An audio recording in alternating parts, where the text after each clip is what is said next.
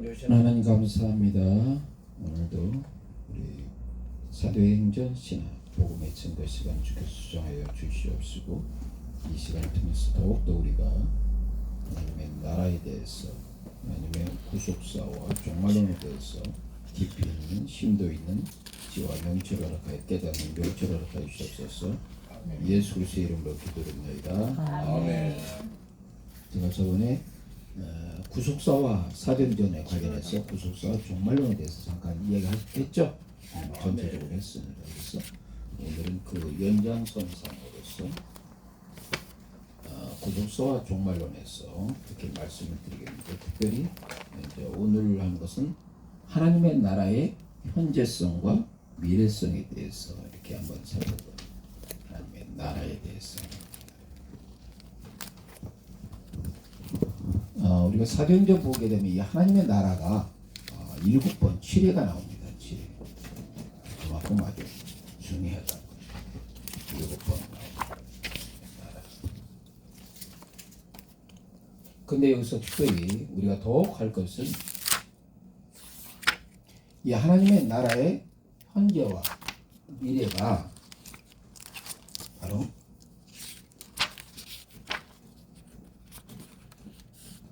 그리스도 안에서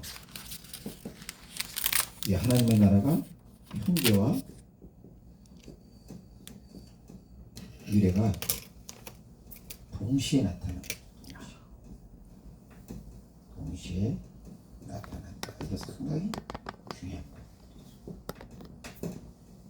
거예요. 그리스도 안에서 이 현재와 미래가 동시에 나타난다. 무엇을 통해서? 그리스도의 사역을 통해서. 그리스도의 사역을 통해서 이렇게 나옵니다. 그리스도의 사역을 통해서 나타난다는 거죠. 그것이 어떻습니까?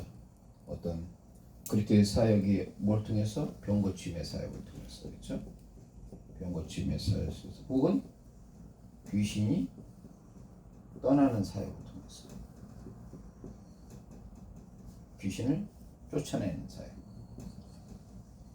귀신이 떠나는 사역, 쫓아내는 사역, 이런 걸 통해서 바로 하나님의 나라가 나타난 거죠. 이런 병 고치는 사건이나 귀신이 떠나는 것은 현재죠. 그렇죠? 현재인데 이것이 또한 이 종말론적인 부분에 대해서 미래성을 동시에 갖고 있다는 부분입니다. 하나님의 이런 나라 부분들이, 그것뿐만 아니라 그 하나님의 종말론적인 통치,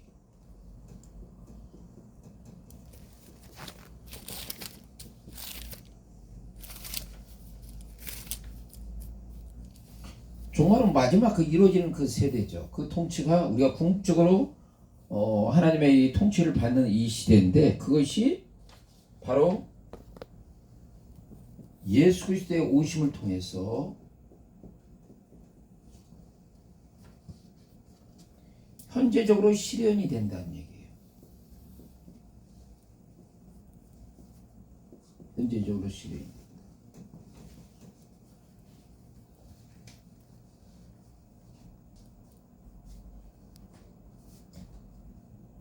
그것들이 우리 전체적으로 이렇게 나올 수가 있습니다.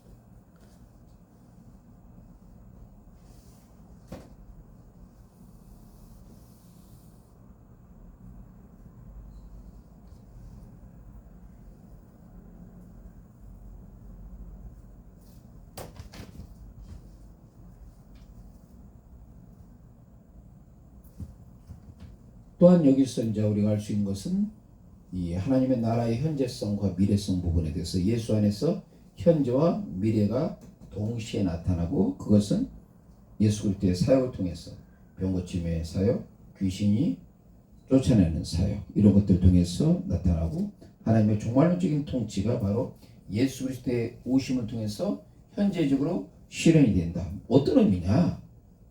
자, 하나님의 종말론적인 통치, 예수 그리스도 오심을 통해서 자, 예수님께서 이 땅에 오실 때 뭘 합니까? 십자가의 사건이 있습니까? 없습니까? 십자가의 사건이 있죠. 그렇죠? 그리고 그의 죽으심과 부활하심이 있습니까? 없습니까? 있습니다. 있습니다. 부활하심이 있고 그 다음에 그분이 승천하셨다는 이 사건이에요. 그리고 하나님의 보좌 우편에 앉으셨죠. 이런 일련의 사건을 통해서 어떤 일이 우리한테 나타납니까? 예수 안에서. 그리스도 아니라고 그랬잖아요. 그리스도 안에서. 자, 그리스도 안에서 그분을 우리가 무엇을 통해서? 믿음을 통해서 그렇죠. 믿음을 통해서 보니까 하나님의 자녀가 되고 하나님의 자녀된 것은 뭡니까? 하나님의 통치를 받는 거죠. 근데 우리가 이것은 어디서 나타나는 거니? 현재적 사건이죠. 그러나 이게 현재적 사건으로 국한되는 겁니까? 미래적에서 우리가 종말 쪽에서 앞으로 시행될 상황들이죠. 그래서 이것이 동시에 이루어진다는 얘기예요. 하나님의 통치가 현재적이고 궁극적으로 미래적으로도 동시에 실현이 된다. 누구 안에서? 예수 안에서 이루어진. 왜? 이것이 이루어질 수 있는 그 선행적인 것은 바로 이걸 통해서 이루어졌기 때문에 이루어졌다는 얘기예요. 궁극적으로. 종말적인 통치 부분들이. 예수 그리스도의 십자가의 죽으심, 부활하심, 승천하심, 하나님의 보좌 앞 우편에 앉으심을 통해서 우리가 그리스도 안에서 그걸 믿음을 통해서 하나님의 자녀가 되고 동시에 하나님의 자녀가 된 것은 하나님의 통치를 받는 부분들인데 현재 우리가 하나님의 통치를 받습니까? 안 받습니까? 받죠. 자, 그러면 우리가 이 현재 통치에서 그걸로 국한되는 것이 아니라 우리의 죽음 이후에 우리도 똑같이 부활의 사건을 통해서 하나님의 영원한 통치를 받으며 안 받겠습니까? 받습니다. 그래서 그것이 동시에 현재적이면서 미래적이다. 그런 메시지를 갖고 있는 거죠.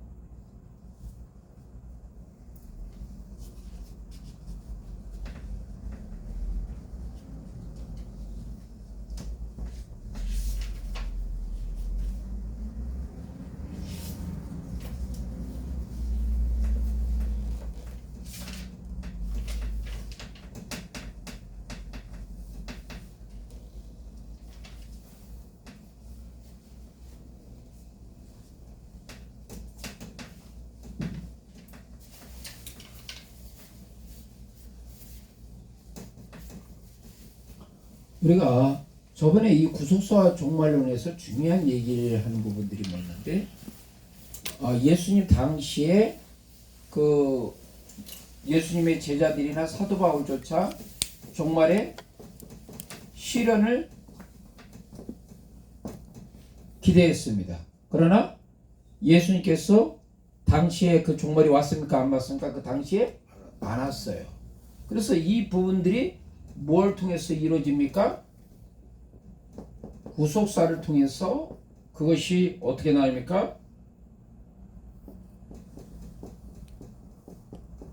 점진적인 실현이 된다는 부분들을 이분을 이야기했죠. 그렇죠. 점진적인 실현이 된다라는 이 마지막 이 부분들이 점진적인 실현 부분에 대해서 이야기하고 있습니다. 그렇다면 이쪽에 있는 것과 이 부분은 어떤 것을 갖고 있죠? 연속성을 갖고 있죠. 연속성. 그 연속성은 크게 얘기해서는 구약과 신학에 있어서 연속성을 갖으면 안 갖습니까?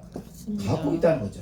그래서 우리가 베드로의 설교를 보게 되면 어떤 설교에서 요엘 설교를 인용하죠. 말세의 내용을 부어주실 때 그때 어떻습니까? 남종과 여종에게 부어준다. 그리고 어린아이들은 뭡니까? 이상을 보고 젊은이 이상을 보고 젊은이는 꿈을 꾸고 어린아이는 꿈을 꾸고 젊은이는 이상을 보고 노인들은 안 뒤집어져. 아 이게 약간 자 다시 한번 유월서 2장 28절 누가 찾아오셔요. 말하는데 이상 보고 꿈을 꾸는 건데. 찾아봐.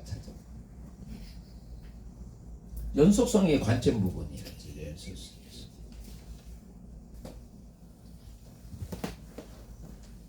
자녀들은 예언할 것이요 자. 젊은이들은 환상을 보고 자녀들은 예언할 예언하고 젊은이들은 젊은이들 환상을 보고 젊은이는 환상을 환상 보고 늙은이들은 늙은이는 꿈을 꾼다. 이거 이제 외우세요. 이게 정입니다. 자녀들은 뭐다? 예언하고 것이요. 환상 환상 보고 보고 늙은이는 꿈을 꿈을 꿀 꿉니다. 것이다. 예언과 환상과 꿈입니다. 아멘. 자, 이것을 이야기한 것은 이 뭐예요? 결국 이거예요. 이 베드로가 이것을 이야기한 것은 이 사건들이 구약에서 있는 그것들을 보니까 신약에서 뭐예요? 연속성을 갖고 있다는 얘기죠. 연속성을 갖고 있다. 그리고 결국 뭐예요? 이것은 점진적으로 실현이 되고 있다는 얘기예요. 그러니까 예수님 당시에 종말이 실현될 것을 믿었어. 그러니까 사도 바울이 뭡니까? 내가 마지막 서문화까지 가서 뭡니까? 복음을 전하겠다고. 그때 당시에 소반은 뭐야? 땅끝으로 생각했던 거죠. 그렇죠? 왜? 예수님 당시에 재림할 것을 기대했기 때문에. 또 예수님께서 또 그런 식으로 여러 차례 말씀을 하셨기 때문에. 그런데 예수님께서 안 했어요. 거기서 문제가 뭐가 발생이 됩니까? 신학적 갈등, 쟁점이 발생하는. 예수님이 오신다고 했는데 왜 안 오시냐라는 부분에 대해서 어떤 때로는 위기사항까지도 왔다는 부분들이에요. 이런 것들이. 그렇죠? 그랬을 때 누가는 뭡니까? 이것을 구속사의 관점에서 새롭게 지평을 열어준 거예요. 그렇죠? 그것은 뭐예요? 점진적으로 실현이 된다. 그 예수님의 사역에서 점진적인 실현은 그 실현의 동력은 뭐야? 누구 안에서? 예수 안에서 실현이 된다는 그것이 아멘. 이 구속사 종말론의 핵심이에요. 그럼 예수님께서 선행적으로 이루신 것은 뭐예요? 예수님께서 십자가에 돌아가신과 그 다음에 뭐야? 부활하신과 승천하신과 하늘 보좌 우편에 앉으신 부분들이 이 부분의 전체적인 구속사의 핵심이 되는 거예요. 아멘. 그래서 베드로가 오순절 설교할 때 뭘 강조하고 있습니까?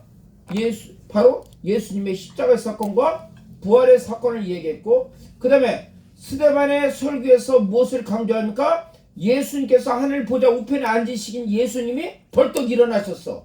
뭐 때문에? 스데반의 순교의 현장에서.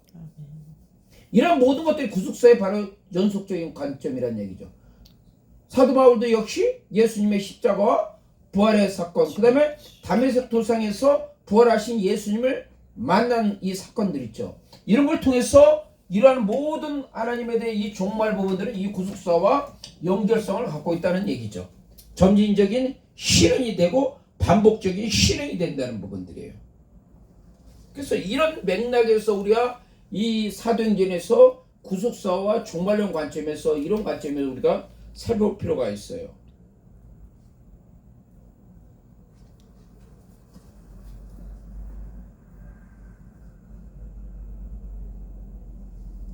그리고 여기서의 그 구속사 부분에 대했을 때 우리가 알 수 있는 것은 뭡니까? 유대인들은 대다수죠. 대다수. 유대인의 대다수는 구속사의 정점이신 예수님을 어떻게 했습니까? 구속사의 정점이신 그리스도를 거절했어요. 그렇죠? 부인.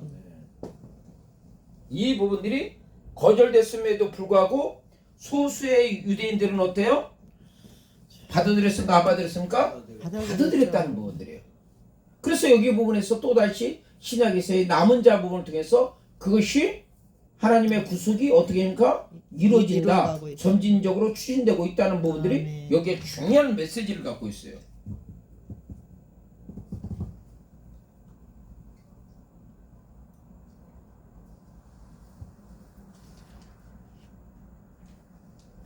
그 다음에 여기서의 또한 이 예수님의 죽으심과 십자가와 또 하나의 우리가 강조될 것은 예수님의 승천이 어떤 의미를 갖고 있는가 중요한 성령론과 그 성령과 관련한 예수님의 승천에 그것이 구속사에서 어떤 의미를 갖고 있는가 우리가 살펴볼 필요가 있습니다. 자,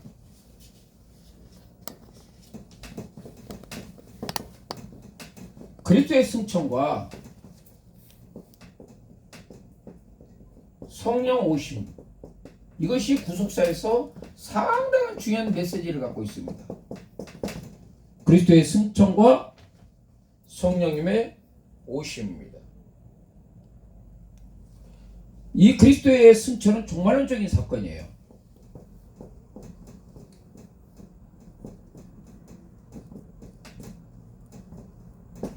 왜? 그리스도의 승천 이 사건은 마지막 성도의 뭘 예시하고 있어? 성도의 들림받음, 이걸 예시하고 있기 때문에 종말론적인 사건에 중요한 메시지를 갖고 있습니다. 동시에 여기서의 그리스도의 승천이 어마무시한 중요한 것은 뭐냐면 성령님의 오심입니다. 그것이 요한복음 14장 26절, 14장 16절, 15장 26절입니다. 이게 아주 중요한 메시지를 갖고 있어요. 일단 요한복음 14장 16절, 예수님의 승천과 바로 성령님의 오심은 구속사에서 어마무시한 중요한 메시지를 갖고 있어요. 우리가 그걸 너무나 간과하고 있어요. 자, 요한복음 14장 16절을 누가 찾아보시고 읽어보시죠.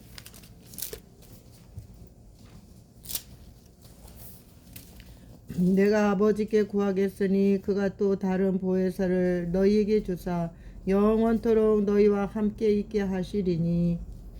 그렇죠? 아멘. 여기서 요한복음 14장 16절은 뭔가 그리스도께서 누구한테 구한다? 아버지께 하나님께 구함이라고 그랬어요. 누구를 통해? 보혜사 오심에 대해서. 보혜사 오심. 자, 14장 26절은 뭡니까? 보혜사 곧 아버지께서 내 이름으로 보내실 성령, 그가 너희에게 모든 것을 가르치시고 내가 너희에게 말한 모든 것을 생각나게 하시리라. 자, 여기서는 보혜사 하나님께서 누구의 이름으로? 예수. 그리스도의 이름으로 보내실 성령이라고 그랬죠. 그 다음에 15장 26절은 읽어보셔요.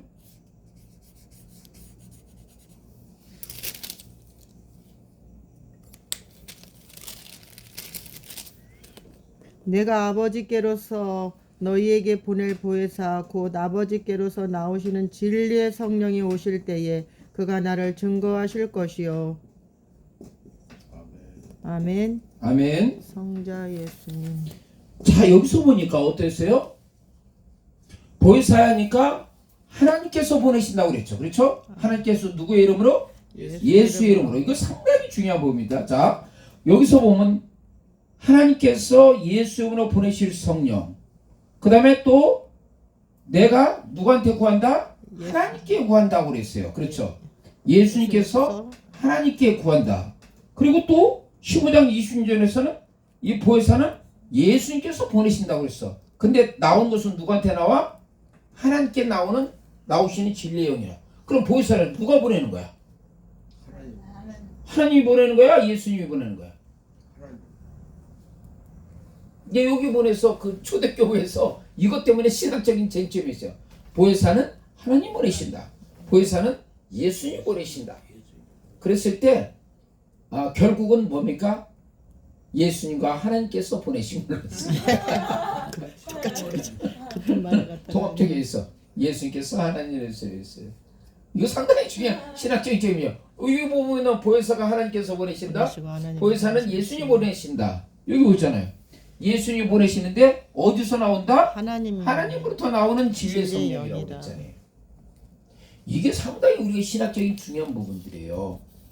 그래서 이게 정대가 어마무시한 메시지를 얘기했는데 요한계시록 4장 6절 말씀 읽어보세요.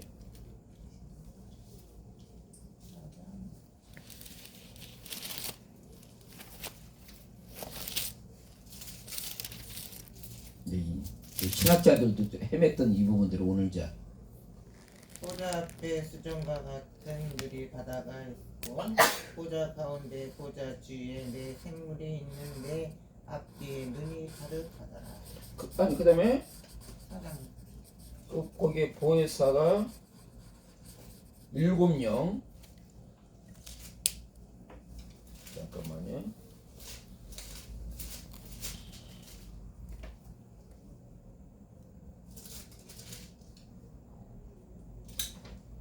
4장 6절이에요. 4장 6절. 4장 요한계시록 4장. 요한계시록 4장 6절. 맞습니다. 보좌 그거 앞에 읽었어요. 수정과 같은 유리바다가 있고 아, 4장 5절이구나. 4장 5절. 보좌로부터 번개와 음성과 내성이 내성이 나고 보좌 앞에 7 등불 켠 것이 있으니 이는 하나님의 7명. 자, 여기서 보면 보좌 앞에 뭐가 있어요? 7 등불 켠 것. 그렇죠. 여기 상당히 중요한 부분이에요. 계시록에 보면 계시록 4장 몇 절? 4장 5절 4장 5절이죠. 4장 5절에 어디 앞에? 보좌 앞에라고 그랬죠? 그 다음에 7 등불 켠 것이라고 그랬죠? 그것이 뭐야? 하나님의 7명. 하나님의 7명이라고 그랬어요. 그렇죠? 하나님의 7명이라고 그랬어요. 이 하나님의 7명이 많은 주석가들은 이걸 뭘로 이야기하는 거야? 성령으로 얘기하는 거예요. 그렇죠? 7명을 성령으로 해요.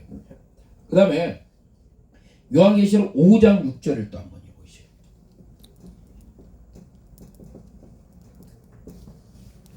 5장 6절. 내가 또 보니 보좌와 내 생물과 장로들 사이에 어린 양이 섰는데 뭐가 있어? 어린 양이 있죠. 여기는 이제 보좌 앞에요.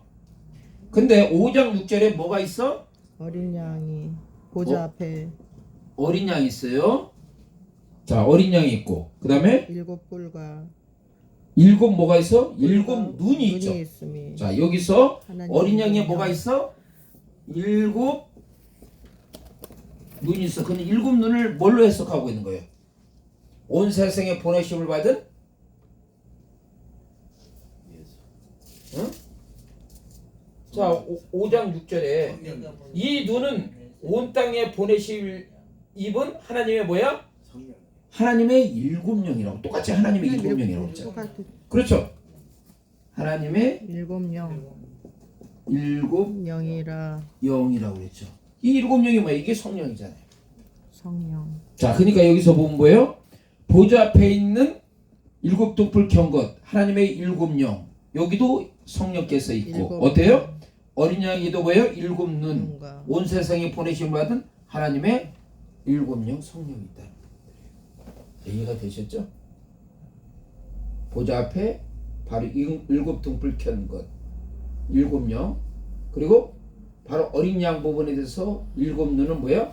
온 세상에 보내심 받은 하나님의 뭐야?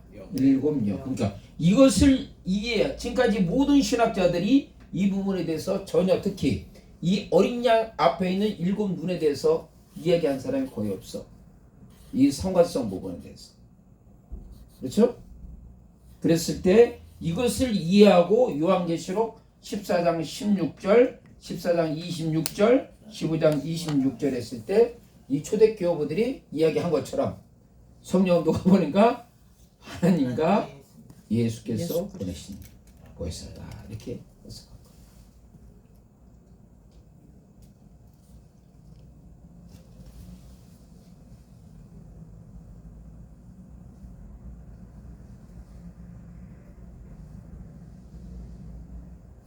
자, 그러면 이러한 그 성령께서 보혜사가 오심을 통해서 이제 놀라운 일들이 나타납니다.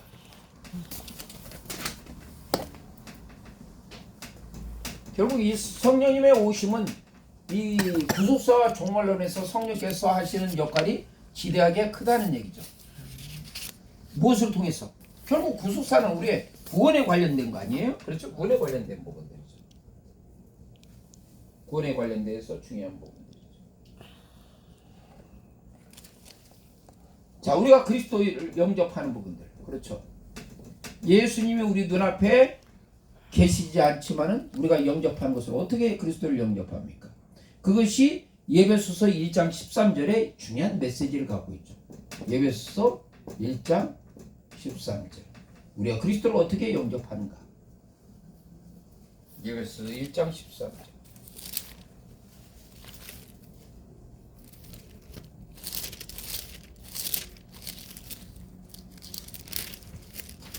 그 안에서 너희들 진리의 말씀 곧 너희 구원의 복음을 듣고 그 안에서 또한 믿어 약속의 성령으로 성령으로 인치심을 인치심을 받았으니 자, 여기서 보니까 진리의 말씀 뭡니까? 구원의 구원의 복음. 복음. 구원의 복음. 복음. 자, 예수님께서 이미 승천하셨어요, 안 하셨어요? 하셨어요. 그럼에도 불구하고 뭐야? 우리가 어떻게 예수님을 믿습니까? 진리의 말씀, 구원의 복음을 뭐하고? 듣고, 그 다음에 예수 안에서 뭐해서? 성령으로 믿어. 믿어. 그래서 바로 약속의 약속 성령, 보혜사 성령님 있죠? 성령으로 성령을 통해서 왜야? 인치심. 인침받는 것. 이게 바로 예수 그리스도를 받아들이는 거죠. 그렇죠? 그 다음에 이게 상당히 중요한 부분들이에요, 여러분들. 예수님이 승천하셨을 때 보혜사 성령님께서 오신 부분들이 이 구속사에서 얼마나 중요한가. 내가 너에게 말한 모든 것을 보혜사 성령을 통해서 가르치시고 생각나게 하신다고 그랬어요. 누가? 보혜사 성령님께서 가르치시고 생각나게 하신 것이 바로 보혜사 성령님의 사역이란 얘기예요. 그리고 뭡니까? 그것뿐만 아니라 진리의 말씀, 구원의 복음을 듣고 누구 안에서? 예수 안에서. 근데 믿어. 이 예수님은 어떤 부분이야? 그분은 우리를 위해서 십자가에서 돌아가신 분. 그분은 승천하신 분, 부활하신 분. 그분은 뭐야? 하나님의 우편에 보좌 보좌 우편에 앉아 계신 분. 구속사에서 이것이 이루어졌기 때문에 가능한 거예요. 아멘. 아멘. 그러니까 성령님께서 이 부분이 예수님께서 이 선행적인 이 구속 사건이 이루어지지 않으면 성령님께서 오셔도 할 일이 있어 없어? 없어요. 없어. 예수님께서 모든 것을 이것을 이루셨기 때문에 성령님께서 이것을 통해서 더 부분들의 구속사에서 진행할 수가 있는 거예요. 아멘. 그렇죠. 그래서 예수님께서 십자가에 돌아가실 때 뭐라고 합니까? 타탈로스. 다 이뤘다는 거야. 다 이뤘다. 이 사건이 이거야. 그러니까 이거에 대한 구속사에 우리가 핵심을 놓치면 안 꼽는 찐빵이 되는 거야. 그렇죠. 복음의 이 바로 핵심이야. 그리고 여기서 예수님께서 영접한 것도 중요한 부분이 또 예수님께서 하시는 것이에요. 누구의 이름으로 이루어지는 거야? 예수 이름으로 이게 끝내주는 거야. 이게 끝내는 거야. 예수 이름으로. 그러게 성전 미문에서 나면서부터 안진병에 대해서 베드로가 뭐라고 합니까? 은과 금은 없거니와 내게 있는 건 내게 주느니 곧 누구의 이름으로? 나사렛 예수의 이름으로 이루어지는 부분들이야. 근데 예수 이름이 이루어지면서 거기에 뭐가 나타나는 거야? 성령의 능력과 나타남이 있는 거야. 아멘. 아, 베드로가 오순절 성령 받기 전에는 예수님 3번 부인하는 찌질이 인생이었잖아. 그런데 성령 받고 그렇게 능력자가 된 거예요. 아멘? 아멘. 누구의 이름으로? 예수의 이름으로 그 부분들이 이루어진 거예요. 근데 이 예수 이름으로 모든 이루어진 것은 바로 예수께서 십자가에 돌아가신과 바로 부활하신과 승천하신과 하나님 우편에 이 구속적인 사건을 이미 타타로스 다 이뤘기 때문에 가능한 부분이에요. 아멘. 그렇죠?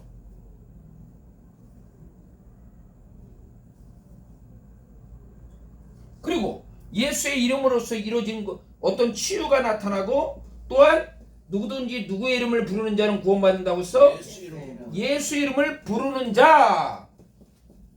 이 부분들이 이루어진 게 이게 다 예수 그리스도의 구속사의 선행적인 사건을 통해서 이루어진 부분. 아멘. 결국 이것이 뭐야? 반복되고 진행되면서 뭐야?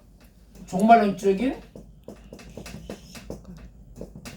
구원이 이루어지는 부분이야. 이게 바로 구속사라는 얘기예요.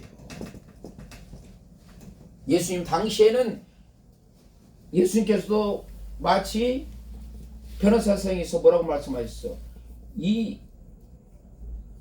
그것을 마지막 때를 이게 볼 사람도 있다라고 했잖아요. 마치 당대에 예수님께서 종말론적인 재림 부분에서 이런 것을 암시를 하셨단 말이에요. 근데 그게 일어나서 안 일어나서 당대에 안 일어났다는 얘기야. 그것이 어떻게 구속사로서 그것이 반복되고 진행되고 있는 거예요. 근데 그것이 가능했던 것은 뭐야? 항상 뭐야? 타탈로스 예수님께서 이것을 다 이루셨기 때문에 가능한 거고, 그 다음에 예수님께서 승천하셨을 때 비로소 뭐야? 그러니까 예수님께서 제자들이 뭐야? 내가 올라가야만이 보혜사 성령께서 내려오신다고 그랬잖아. 아멘. 내가 올라가야 예수님께서 내려오신다. 그래서 그분을 통해서 뭡니까?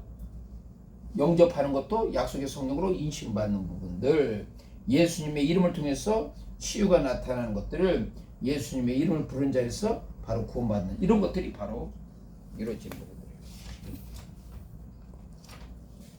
그래서 구속사에서 이것이 중요한 메시지를 갖고 있다라는 부분들이에요. 아멘.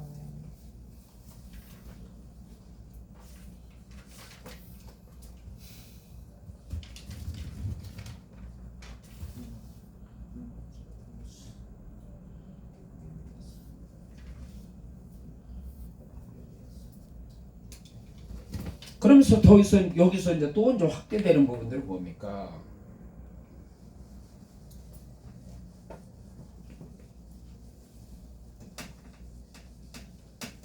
여기서 우리가 예수 그리스도를 영접하고 예수 이름으로 치유를 행하고 예수 이름으로서 부를 때 이제 이게 구원 부분들이 나타나는 것뿐 아니라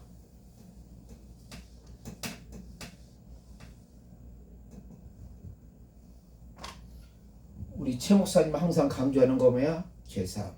중국 병자 이야기하면서 항상 강조되는 거 뭐예요? 제사함. 제사함이지. 이것이 이루어지는 거예요. 제사함. 제사함.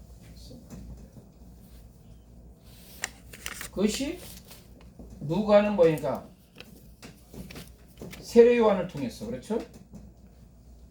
세례 요한의 그 세례 행위를 통해서 세를 통해서 얘기하고 있죠. 제사함과 회개의 부분. 누가복음 3장 15절에서 17절.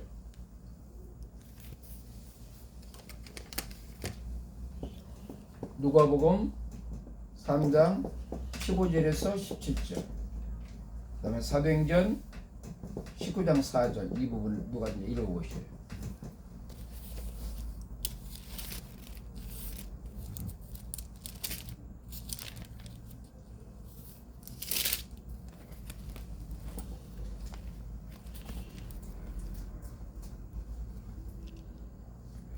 천사들이 떠나 하늘로 올라가니 목자가 서로 말하되 이제 베들레헴까지 가서 주께서 우리에게 알리신 바 이루어진 일을 보자 하고 빨리 가서 마리아와 요셉과 구유에 누인 아기를 찾아서 보고 천사가 자기들에게 이야기에 대하여 말한 것을 고하니.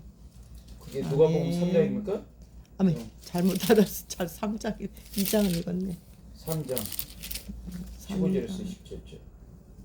백성들이 바라고 기다림으로 모든 사람들이 요한을 혹 그리스도신가 심중에 의논하니 요한이 모든 사람에게 대답하여 가로되 나는 물론 너희에게 세례를 주거니와 나보다 능력이 많으신 이가 오시나니 나는 그 신들매를 풀기도 감당치 못하겠노라. 그는 성령과 불로 너희에게 세례를 주실 것이요 손에 키를 들고 자기 타작 마당에 정하게 하사 알곡은 모아 곳간에 들이고 쭉정이는 꺼지지 않는 불에 태우시리라.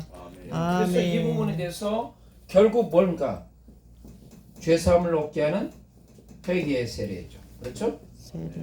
죄사함을 얻게 하는 회개의 세례 부분에 대해서 그것을 강조하고 있습니다. 사도행전 19장 4절.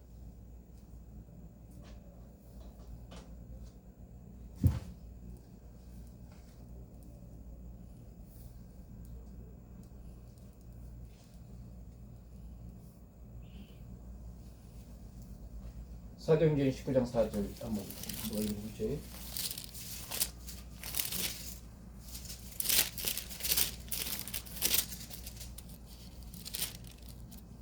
바울이 가로되 요한이 회개의 세례를 베풀며 백성에게 말하되 내 뒤에 오시는 이를 믿으라 하였으니 이는 곧 예수라 하거늘. 아멘. 여기서 아멘. 보니까 회개의 세례에 대해서 얘기하고 있죠.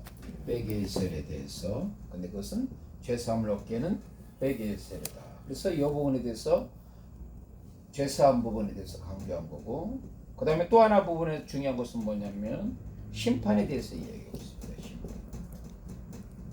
성령께서 봤을 때 죄에 대해서, 의에 대해서, 그래서 심판에 대해서 대해서. 얘기했죠. 누가? 성령께서. 성령께서 성령께서 죄에 대해서, 심판에 의에 대해 대해서, 심판에 대해서 하는 부분들이 나오고 있습니다.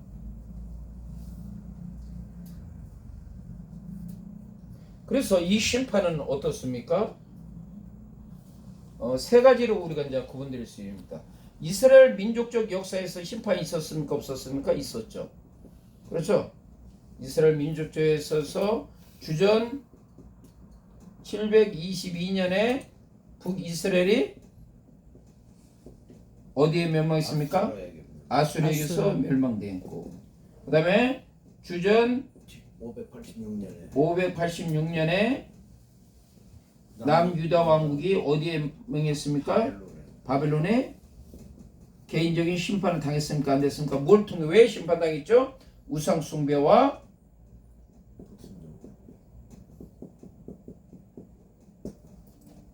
불순종, 하나님께 대한 배역이죠.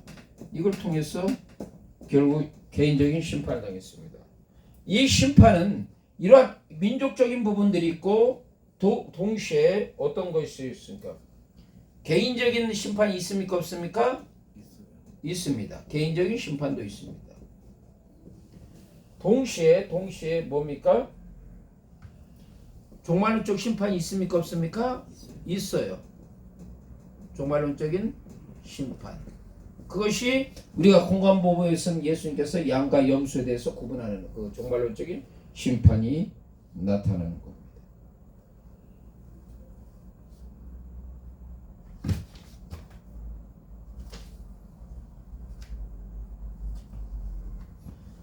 자, 그리고 이제 마지막인데요. 이 구술사 종말론에서 이제 마지막 부분이 뭐냐면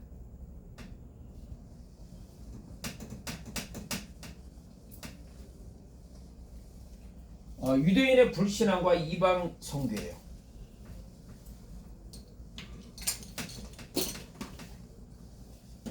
근데 제가 계속 반복적으로 얘기했는데 구술사 종론에서 마지막 부분이 뭡니까?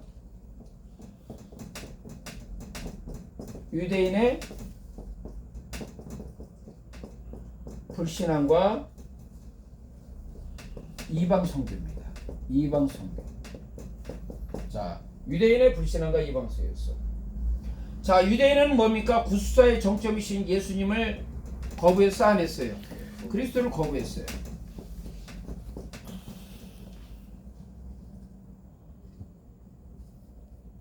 그래서 그것을 통해서 구원이 어디로 갑니까? 이방인으로 간다. 이게 가장 핵심이에요.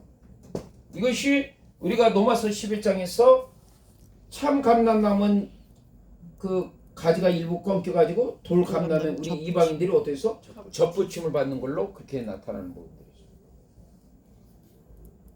근데 그럼에도 불구하고 여기서 중요한 메시지가 있어요. 그것은 뭐냐면 그 구술사 관점에서 우리가 중요한 것은 뭐냐면 그래도 유대인이 뭘 갖고 있냐면 우선권을 갖고 있다. 그래서 수르분이의 여인한테 얘기했잖아요. 예수님께서 뭐라고 말씀하니까 나는 이스라엘 그쪽에 대해서 보내심을 받았다고 했죠. 그러니까 수르분이 그래서 떡을 개들에게 주는 것이 합당치 않다고 했는데 어떻습니까? 개들도 부스러기 은혜 부분에서 받는다고 했잖아요. 자존심 완전히 긁어버렸는데도 어땠어요? 믿음으로 돌파했죠. 근데 거기서의 여기서 수르보니 여인의 이 부분에서 중요한 부분이 있어요. 물론 유대인들이 복음에 대해서 우선권을 갖고 있는 건 인정합니다. 그러네 우리 이방인도 무기가 있어. 그게 뭐예요?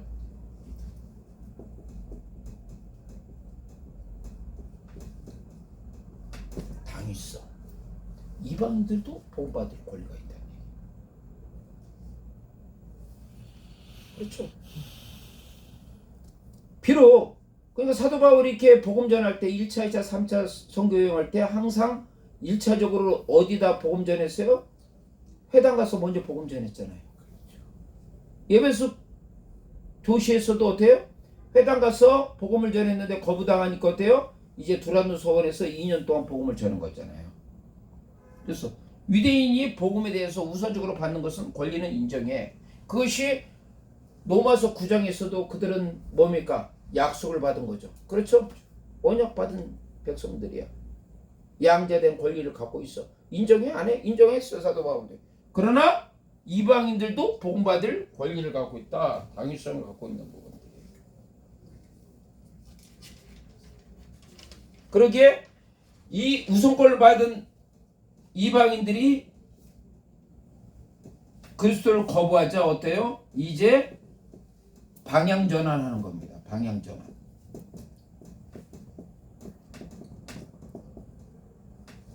그들이 복음을 전했을 때 방향 전환을 해서 그 복음이 뭐야? 이방인에게 가게 되는 겁니다. 이방인. 자, 그럼에도 불구하고 저번에도 내가 얘기했듯이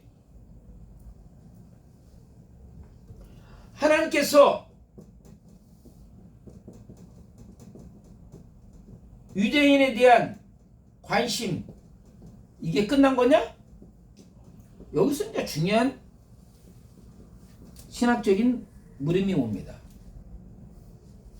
자, 유대인들은 바로 우선권을 갖고 있었습니다. 그러나 그들이 거부했어요. 그래서 복음이 이방인에게 방향전환을 했습니다. 이방인들도 복을 받을 수 있는 당위성은 있습니다. 그렇다면 중요한 신학적인 물음입니다. 하나님께서 유대인에 대한 관심이 끝난 것이냐? 아니란 얘기예요. 아니란 얘기예요. 자, 우리가 이 사도행전에 보게 되면 회당장 그리스보 복음을 받습니다. 소수지만. 그렇죠? 소수지만은 복음을 받는 거예요. 그리고 이쪽으로 소수를 받는 걸로 끝난 것뿐 아니라 우리가 로마서 11장 25절 26절에 보니까 이방인의 구원이 충만한 수가 차면 이제 어때요? 온 이스라엘이 구원받는다고 그랬잖아요. 구원자가 어디서 와? 시온에서 왔어. 그래서 그들을 경건케 하고 죄가 없이 하겠다고 그랬잖아요. 그러니까 하나님의 이 종말주의 군가는 일단은 남은 자, 회당장 그리스도처럼 소수의 유대인을 통해서 구원 사역은 지속되면서 마지막 이방인의 충만한 수가 차면 어때요? 온 이스라엘이 구원받는 그 부분에 대해서 뭐 때문에? 하나님의 뭐 때문에? 커비넌트 때문에. 지금 내가 지금 한 10번 얘기한 것 같아요. 그치? 기억하옵니까? 아멘. 12번. 10번에서 12번입니다. 그래서 이런 글쎄 종말의 부분에 대해서 이렇게 우리가 알 수가 있어요.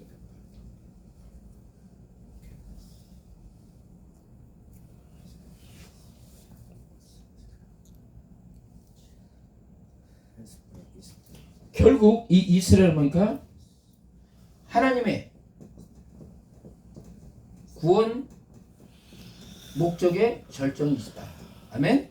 아멘. 하나님의 구원 목적의 절정. 결국 뭘 얘기하는 거예요?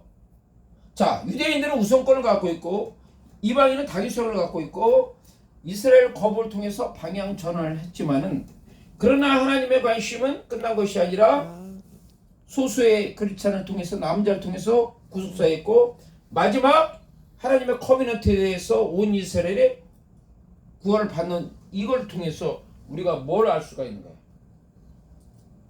신실하신 하나님. 자, 여기서 구원에 대해서 그분은 신실하신 하나님이시다라는 부분을 알고 있고 그 다음에 또 하는 것은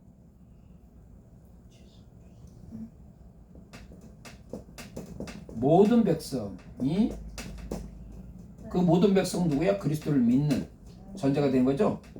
그리스도는 모든 백성이 구원받는 거죠.